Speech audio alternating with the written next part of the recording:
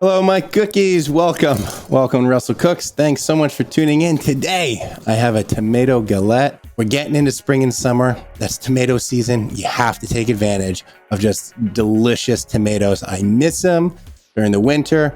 And the first chance I get in the spring and summer to do something like this, I always do it. It's so good. Think of it like this. It's almost like a tomato pie, but it's a little bit more rustic. We're going to make a all butter, high crust, shingle on some tomatoes, as well as some other flavorings. Crimp up the edge, bake it. We are going to be making the pie dough from scratch. If you want to use a shortcut and do store-bought pie dough, that is fine. I think lard pie doughs, I don't think they go great with these tomatoes. I like an all butter, high crust. So first things first, gather our ingredients. You're going to need some AP flour. Also going to need a little bit of thyme. You need some shallots. You need some basil or basil. You're gonna need some mustard. Any mustard will do. You need some garlic. I'm gonna try a little bit of pomegranate molasses on the end as a little drizzle, as opposed to something like a balsamic reduction here. I'm just gonna try it out, add a little bit of fruitiness, a little bit of bitter to counter that sweet and salty kind of balance that we're getting in. You're also gonna need some Parmesan. You're gonna need a mix of tomatoes. Any tomatoes will really do. I have some beautiful heirloom tomatoes here, as well as some vine ripen and even a plum tomato. You're also gonna need some butter, an egg, and some ice water. And last but not least, you're going to need some Gruyere cheese. 3 to 4 ounces, maybe 4. I like cheese. Let's do 4. If you can't find Gruyere, kind of a medium-aged cheddar will be fine. Now that we've gathered our ingredients, let's get started. I'm going to start by making the pie dough because it's got to rest and chill in the fridge for a little bit. I have my oven, lower mid-rack, 375 degrees. It's already heating. You can wait to turn it on if you want, but my oven takes forever to heat up, so I'm doing it right now. You are going to need a food processor. You are going to need 1.5 cups of AP flour here. You're also going to need some salt, probably about 1/2 teaspoon of table salt. If you're using kosher, go up 3/4 to 1 whole teaspoon. You are going to need 10 tablespoons of butter, and I'm just going to cut the sticks up. I'm going to quarter them and then cut them in about 1/2-inch little cubes.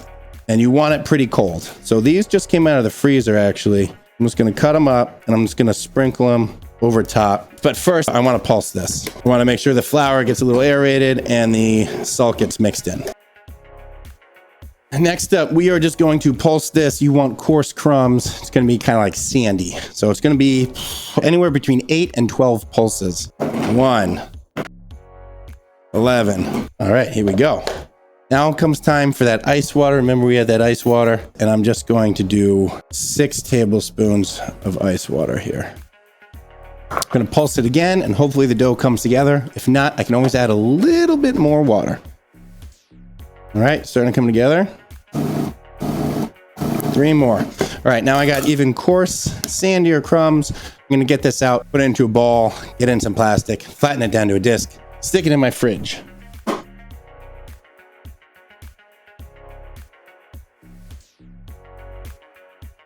Roll it, make sure it's combined here. Don't want to knead it too much. I am going to let it rest so the gluten relaxes. Press it into a nice round 4-inch minimum. I like making it bigger. We're going to roll it out between 9 and 12 inches. I think we're going to roll it out to 12 inches. Bigger it is here, the easier it will be to roll out.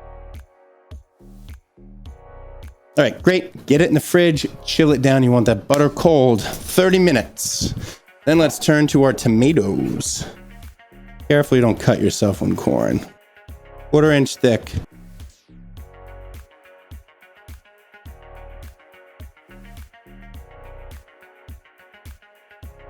I'm going to toss these tomatoes with 2 teaspoons kosher salt. Really get in there, yeah. All right, once you toss your tomatoes with salt, put them in a colander, put the colander over the bowl, you're going to let them drain. We got to get all that excess water out so we don't have any soggy bottoms. Voila.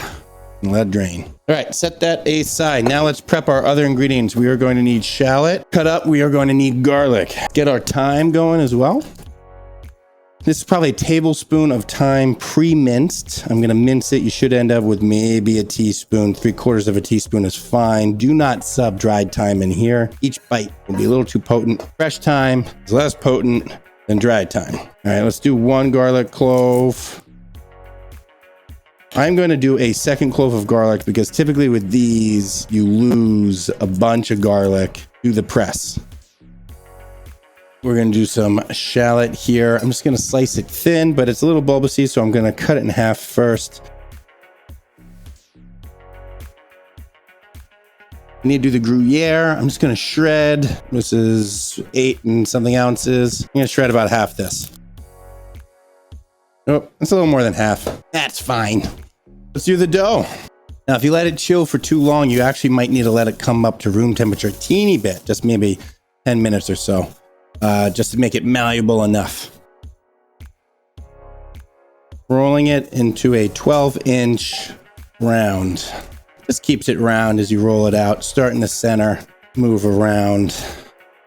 If you think one side is getting longer than the other, just apply a little less pressure versus a little more when doing the side that's a little shorter. Remember, it's a little rustic. That's fine.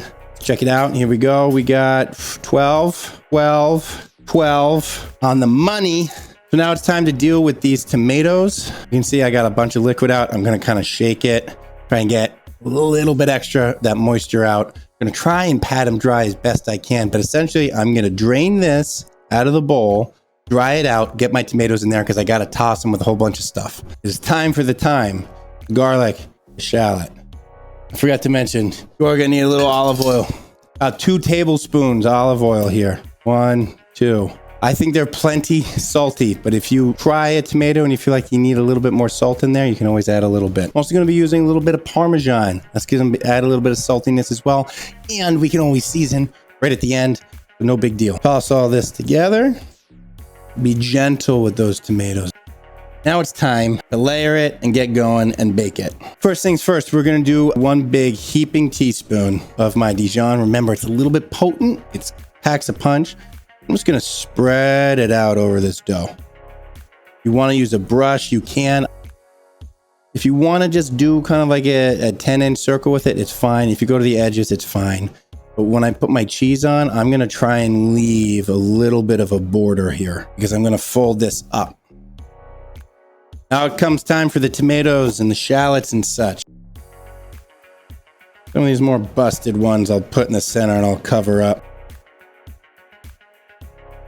Nice, perfect. We got a nice little mound. If you have some extra shallot and whatnot in here, that's fine. You can pull it out. I still got a little water in there. I'm going to leave that there. I'm not going to get it out. Now we're going to add about 2 tablespoons of Parm cheese to the top of this. Just the tomatoes. All right, now comes the crimping and folding. So I'm just going to start by folding one end up here. Crimp and fold. Crimp and fold, crimp and fold, crimp and fold. Boom. Phenomenal. Mwah. Now it's time for the egg wash. So you want to make sure that you actually do really kind of press in here. You don't want it to unfold. All right, so I'm just going to take a little bit of this egg wash. I'm just going to brush. It's going to give us some nice browning on the edge here. I kind of really wish I'd put the thyme in with the dough. It would look fantastic, really perfume that dough. But this is fine too. Now I have my baking sheet here. I'm just going to use this parchment because it may very well leak. I'm going to bake it on the parchment and I have lined it. Tinfoil, you don't need to do that. I'm doing that worst case scenario. So I have my oven at 375. I got the lower mid rack. I'm going to pop this in. It's going to take about 45 minutes to bake. Oh my goodness. Looks really nice. We got some good golden brown here. That's what the egg helped us with. Yeah, we got a little bubbling, we got a little pooling, but we're gonna let this cool. You gotta let it cool probably total 30 minutes. I'm gonna set it over here, let it chill out for a little bit. While that's chilling, let's get a little bit of a basil going. I'm probably gonna chop it up. It's always a good idea to give basil a rinse. It can be extremely dirty even when it comes in packages like this. Now let's get this off of the hot tray. All right, you can start to see actually the big puddles are starting to kind of dissipate as it cools. Let's get our basil. It's going to do a little sprinkle on here. Cutting into it. We're going to get a little juices coming out because I'm cutting in. It's still a little too hot. Should let it cool a little bit more. I can't wait. Oh, here we go. Gruyere too. Oh my God, this is phenomenal. And I know in your head you're going, it sort of looks like a pizza, Russell. This tastes nothing like a pizza. This is much closer to like a burrata salad with tomatoes and whatnot. Get a little bit of that garlic. The tomato kind of just comes in. It's so juicy and delicious. And then you get the rich, little bit of that olive oil, but a lot of that Gruyere comes in. Mustard, it's in the background. It's not overpowering. It's just there. It kind of lifts everything up. Shallot and garlic kind of just gets enveloped. I have a little bit of pomegranate molasses. I'm just going to do a little drizzle here. The tomatoes, they turn from kind of like acidic into that savory as they cook. And this is the perfect cook range. But I want to get a little bit of pomegranate molasses on here. Yeah, it sort of serves the same purpose as like a balsamic. I kind of like it with the pomegranate molasses. It adds a little bit of something different. Balances some of that sweet stuff. I'm on the fence. I don't think it needs it, but kind of nice. Thanks so much for tuning in, my cookies. I hope you like what you saw. If you did, don't forget to follow me on YouTube, Twitch. I'm also on Twitter, Instagram, and TikTok. I'll see you next time. Take care.